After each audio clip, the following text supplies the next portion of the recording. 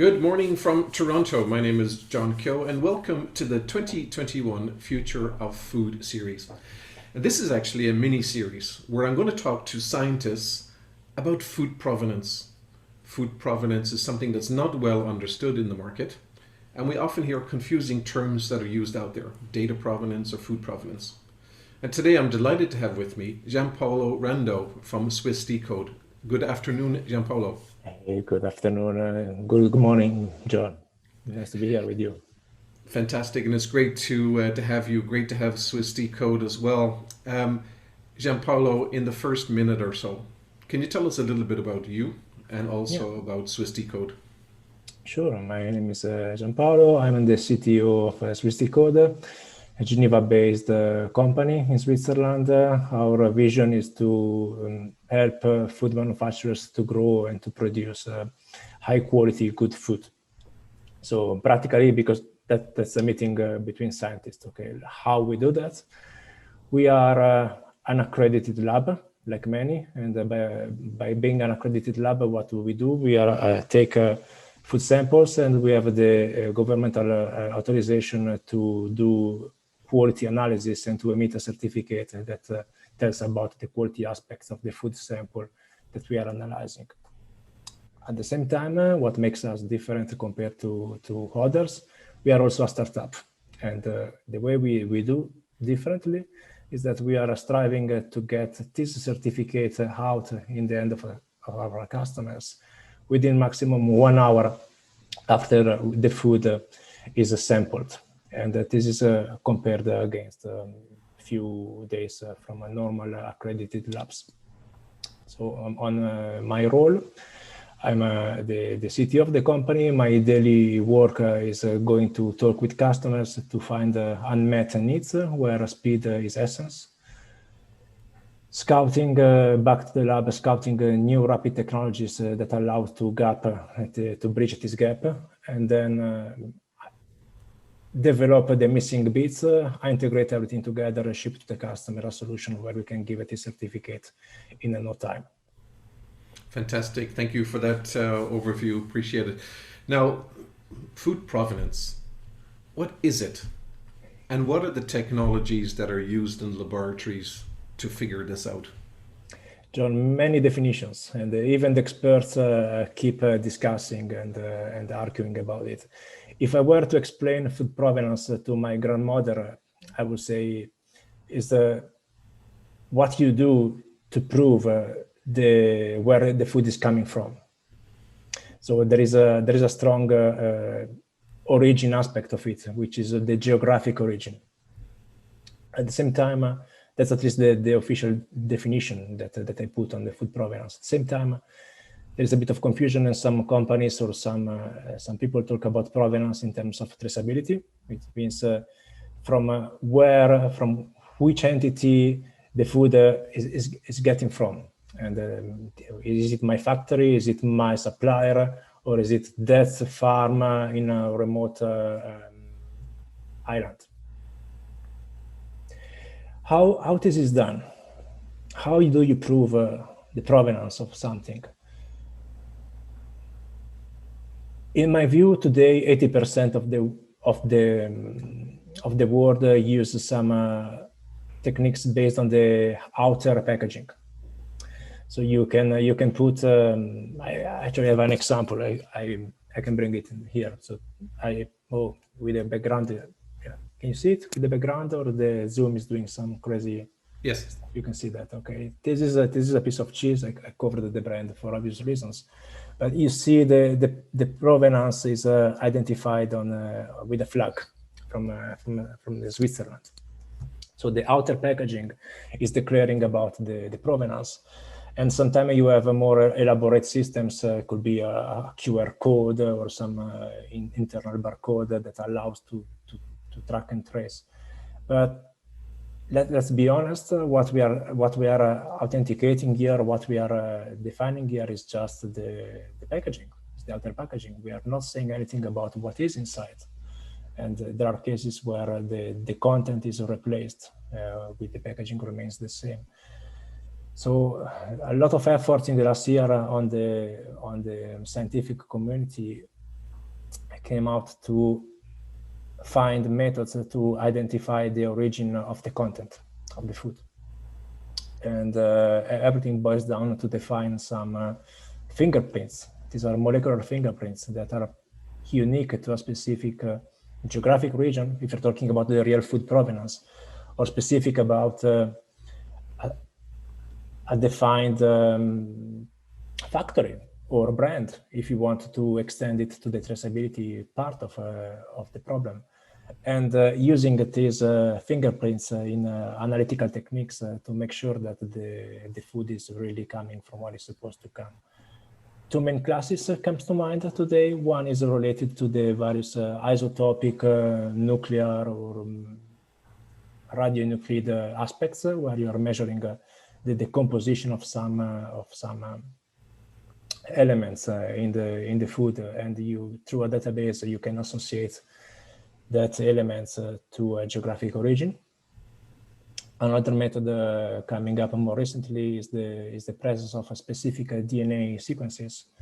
DNA is being the blueprint of life, is present naturally in all food elements, animal origin or vegetal origin, doesn't matter. And being able to use this DNA difference to indicate some origin, geographic or factory-wise. Gotcha. So would it be safe to say then that you have the nuclear or elemental components, so let's say the chemistry of the soil, and separate to that you have other tests which look at the genetics of the actual plant itself, or the fruit or whatever? Yeah, you have it can be the soil on the nuclear part, it can be the water sometimes. Yeah. It's or you are really looking inside the food component. Let's say it's a fish, and if it's a cod from the Atlantic or from the Pacific, the breeds between the fishes are slightly different, and you may have some specific DNA signatures that are present in the Atlantic, not present in the Pacific, and use that information then to attribute the origin. Gotcha. So in your experience then, what is the key value for the food industry in determining food provenance scientifically? And can you give an example of a food product and the actual type of testing that's more preferred for that food? Yeah, values on the food industry on provenance. Two comes to mind. One is related to the regulatory aspects. You have, I'll make you an example, is on the trade tariffs. You have in Europe, taking another example, hoping that Zoom is making it okay. I have some rice with me. In Europe, if you want to import rice, you are paying some tariffs because you can also grow rice in Europe as well. However, if that rice is basmati, basmati is a specific variety of rice with specific qualities and that you cannot grow in Europe. The climate and that does not allow it. So there is, you can call basmati only rice coming from region around the river that is in India and Pakistan. So in that case, if you're declaring the rice basmati and you prove the origin, you're not going to pay the tariffs. But how you do that? Labeling is one way, but today a DNA test is already adopted in Europe to verify the presence of basmati, because basmati has some fragrant aspects that are coded in the genetic of the rice that are not present in the European rice. So the value on the tariffs. Another value could be for a food manufacturer or for the food industry could be on the specific quality attributes that you are attributing to the origin of the rice. This can be on the cocoa, for example. You have cocoa, you have different varieties, and or it can be some vanilla. And a vanilla from Madagascar is supposed to be better in terms of some fragrance organoleptic properties than a vanilla that is growing in another country.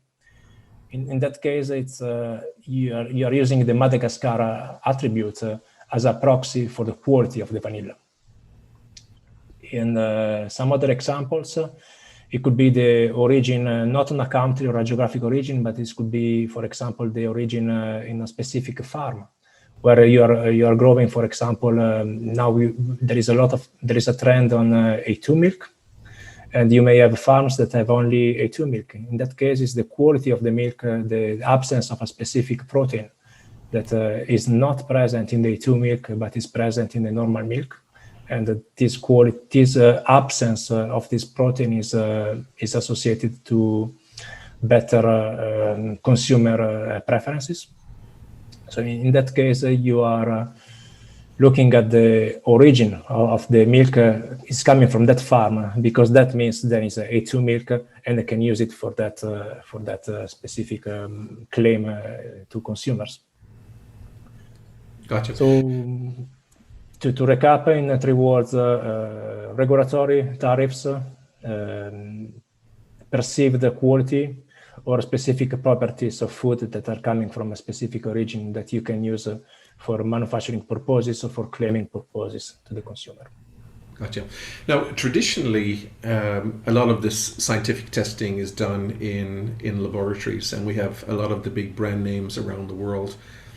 You've done things a little bit differently. You have the laboratory, but you also have miniaturized some of the technology so that it can go out into the field, and the first test can be done by a non-scientist. Can you talk a little bit about the rationale around the miniaturization and your particular strategy, and how industry can leverage that? The reasoning behind that is just a constatation from the industry, and actually this is something that today in COVID times we are all aware. Probably 80% of the audience have been in contact with a person that has been swabbed and with his tampon, and then waiting for DNA results, COVID positive or negatives. Sample is sent to the lab, you get the results 2-3 days later, and what are you doing? You are in quarantine.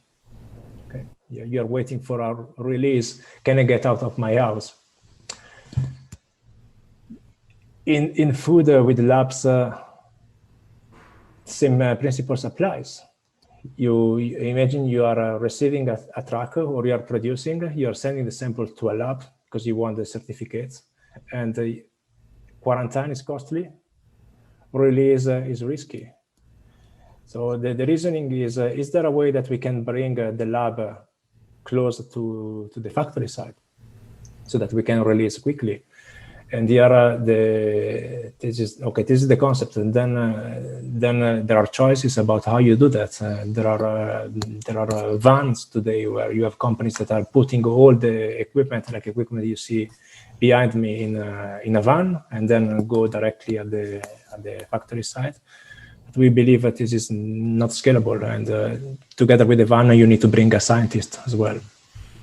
Scientists are busy doing other things. The choices that we are making is to miniaturize and automate the testing process so that factory staff with minimal level of training are able to perform the test. And that's our strategy. Wonderful. I think that's a very good and very real strategy today. What do you see as the key challenges today in the area of food provenance? Whether is the key challenge the industry adoption or understanding of it, or is the challenge more on the scientific methods that are done, and are there cost barriers in there? For me, one of the main challenges in the adoption of more testing for provenance of origin is a global appreciation of the value that you have within a company. If I make an example on another sort of food testing, it's related to safety. On the safety, you have agreements from various various company departments to authorities. Yes, it's important to test for safety because we are going to harm consumers. on the origin and provenance, of course, you're not going to harm anyone. You're just providing an added value, and you need to align with the various stakeholders, especially in the company, to see what is the value to have this test done. And something that could be completely clear, crystal clear to, for example, the operation department that is looking every day at the cost of non-conformities may not be clear to the procurement department. So one challenge is to get all these stakeholders together.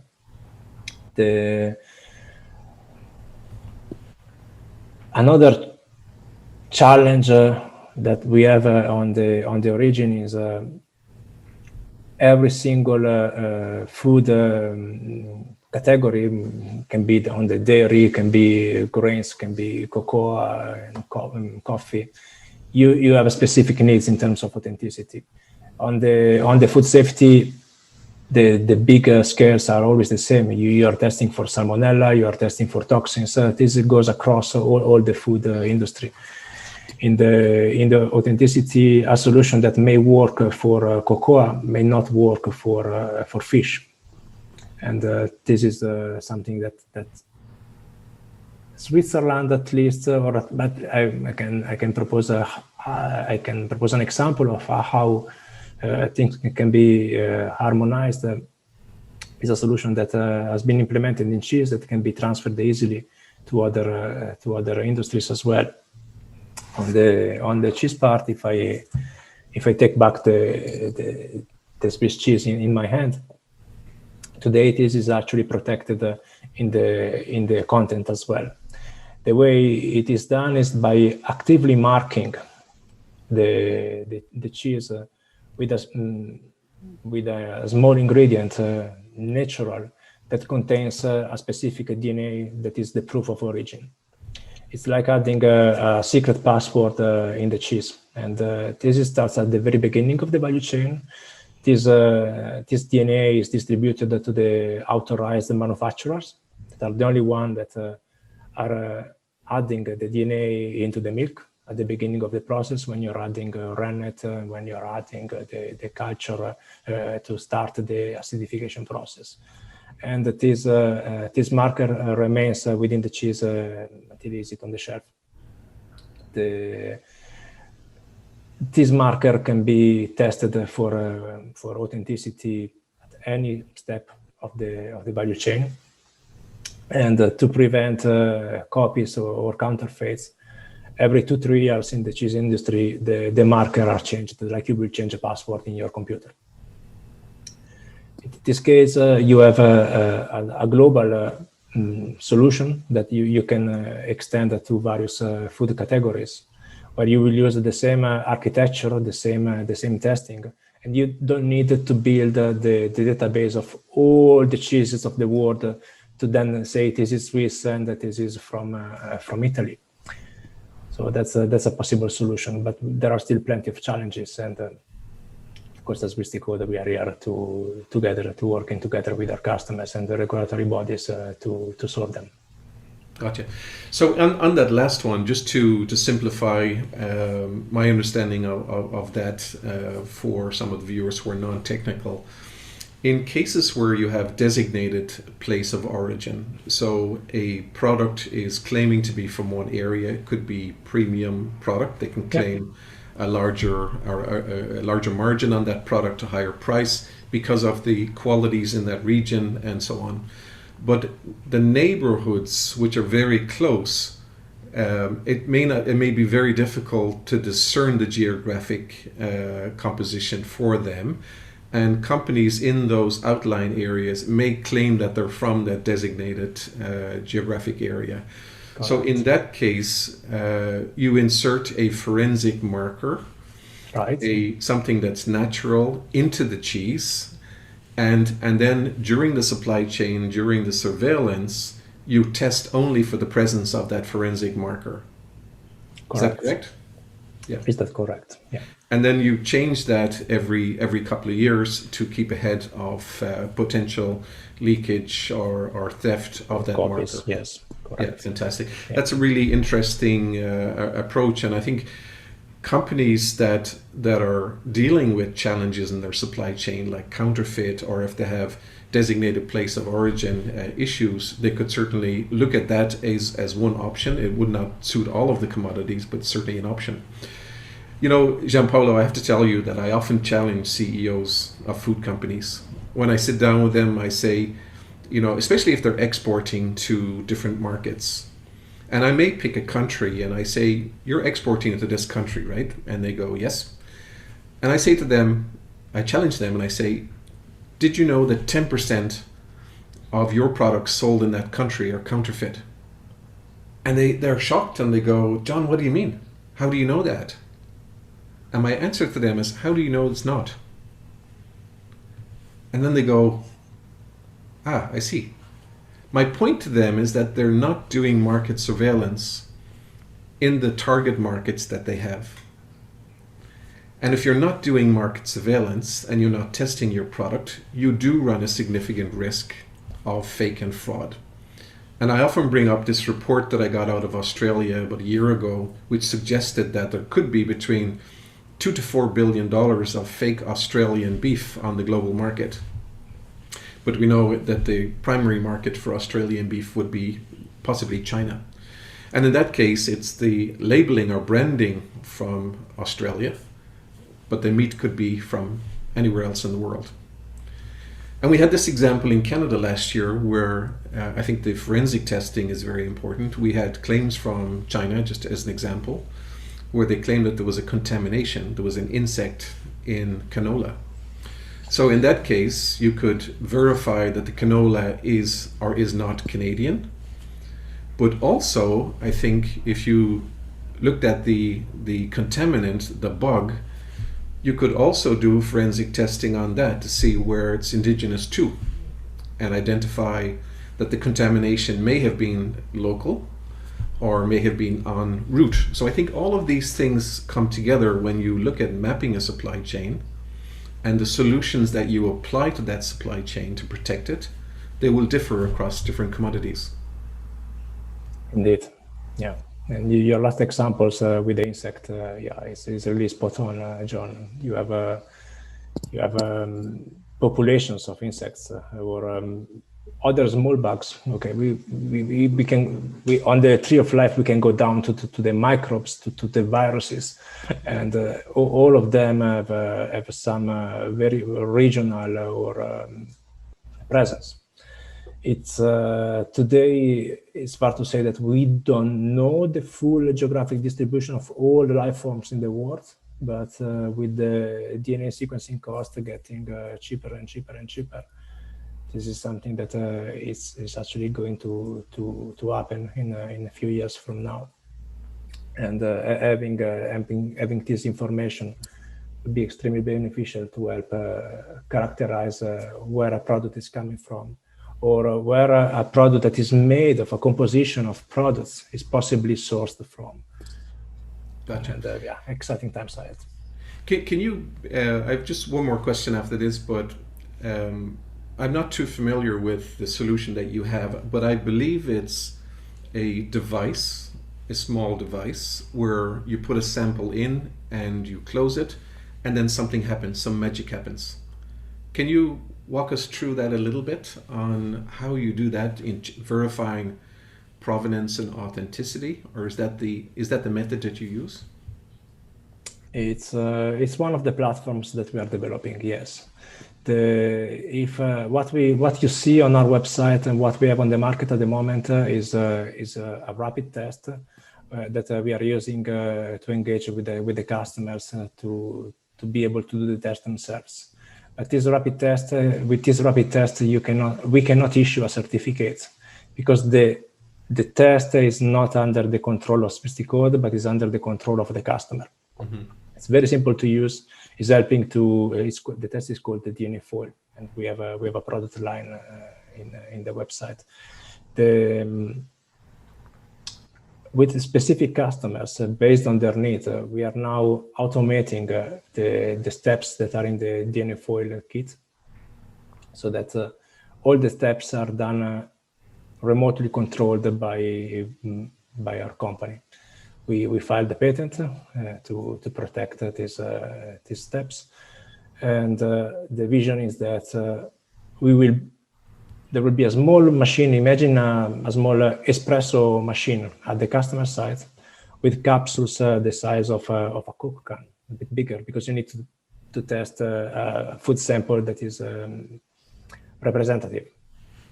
You're putting the capsule with the food sample into the machine, and you press one button. That machine, from a regulatory perspective, is considered an embassy of SwissDeCode.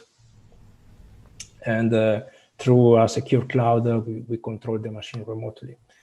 The test is performed under our control, and 1 hour later, we are able to issue a certificate with the ISO standards, even though the machine is sitting in a farm in Malaysia or in a boat in the Atlantic. Fantastic. That's a very exciting approach. My final question is, what guidance would you give to technology solution providers who have traceability solutions today, and they talk about provenance and traceability? What guidance would you give them around integrating with analytical science?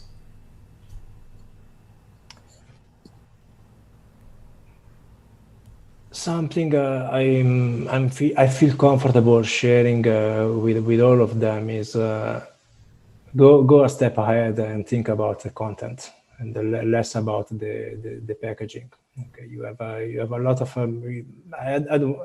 we ended up mentioning blockchain. There is a lot of hype on the space, and I think it's important that we start developing crypto anchors as well. It's not only the platform where you can capture the data, but really reflect more deeply about what is the nature of the data that you want to put on the chain. And analytical data, forensic data are the most valuable one. Until a few years ago, they were also one of the most difficult to obtain because of the need of a scientist and the steps that are open in a bench, in a lab bench, like the one I have behind. But the technology today is evolving into miniaturization and automatization, and all the traceability provider, they should start reflecting about it and seeing how they measure this information and they put it on the chain. Gotcha. The easiest one are already in place. If I think about temperature sensors, humidity sensors, you have already solutions, small beacons that are measuring temperature, humidity, light, and you can put the beacon on a parcel and then map how the parcel is traveling, and if someone is opening it, you will see the change in the light conditions, for example. But on the food part, we can really do more, and quality, safety, integrity, and composition is the next barrier we need to go together. Yeah, wonderful. I do have one final question for you, and that's around reference databases. Do you think that the industry and government needs to do more to develop interoperable reference databases? So, for example, in one country, if they're doing the soil composition for designated geographic products, is it in their interest to protect that in a proprietary nature, or to share that with scientists and competent authorities around the world? And the reason for that is so that if a product comes into, let's say, Switzerland from Malaysia, that they know which test is recommended to prove that that product is actually from Malaysia and from that particular farm in Malaysia. Is that something that you think industry and government need to focus on more, or is it something that you think let it evolve more before we can have those discussions? Me, John, absolutely. It's time that the governments and the industries are talking together and they start sharing information. One challenge is, of course, you don't want to share your problems or your you don't want to share that you had salmonella on a line or listeria on the line, or today with the COVID in the meat industry. Look at all these slaughterhouses that are closing because of some outbreaks. At the same time, let me suggest something that is already done in the clinical business or in the medical business, and this is around biobanks. On the various companies, various governments are creating biobanks, and the value of a bank is that if you are able to know that a partner has this sample that you may really need. At the same time, this information is precious for a company to keep internal, and you don't want to share openly everything about it. A good compromise where it's possible to work together is to share the data availability.